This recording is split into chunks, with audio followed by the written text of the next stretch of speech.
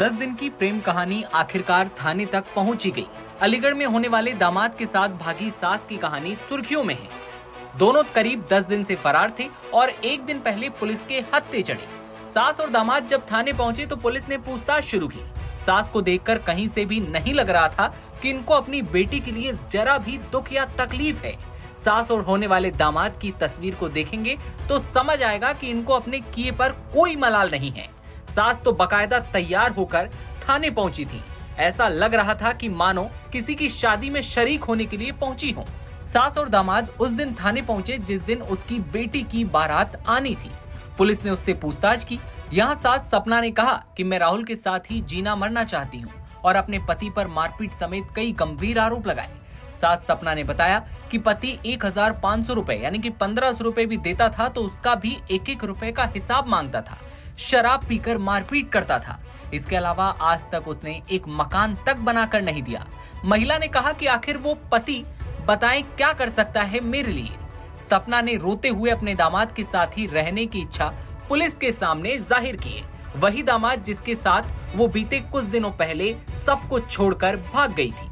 साथ ही उसने आरोप लगाया कि पति उसके ऊपर गंदे आरोप लगाता था जिससे परेशान होकर वो मरना चाहती थी और उसके बाद उसने घर छोड़ दिया। पूछताछ में ये भी सामने आया कि सपना अपने पति के बुरे बर्ताव से परेशान थी, इसलिए वो राहुल के साथ भाग गई।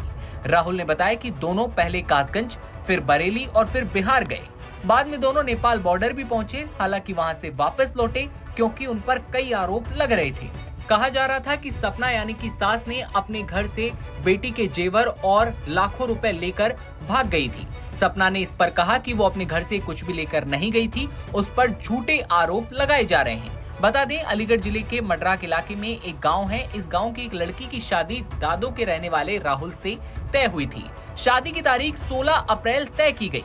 शादी की बात पक्की होने के बाद राहुल अपनी होने वाली पत्नी से ज्यादा उसकी मां सपना से बातें करने लगा। धीरे धीरे दोनों के बीच करीबियां बढ़ने लगी। 38 साल की सपना और 25 साल का राहुल के बीच प्यार इंतहा की ओर बढ़ने लगा।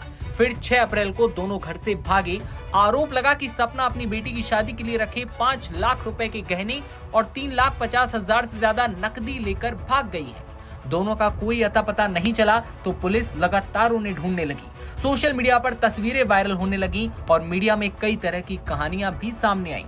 मंगलवार को राहुल का फोन चालू होता है। पुलिस को पता चलता है कि वो नेपाल बॉर्डर के पास हैं। हालांकि बुधवार को राहुल और सपना खुद ही दादो पुलिस स्टेशन पहुंच जाते हैं। वहां सपना ने पुलिस को बताया कि वो अपने पति की मारपीट से तंग आ चुकी थी और इसलिए उसने राहुल के साथ भागने का फैसला किया। सपना ने पुलिस से हाथ जोड़कर कहा कि वो अब राहुल के साथ ही अपनी जिंदगी बिताना चाहती है। ऐसे में इस खबर पर आपकी क्या राय है, कमेंट सेक्शन में बताइए और देश दुनिया की तमाम खबरों के लिए आप बने रहिए एनबीटी ऑनलाइन के साथ।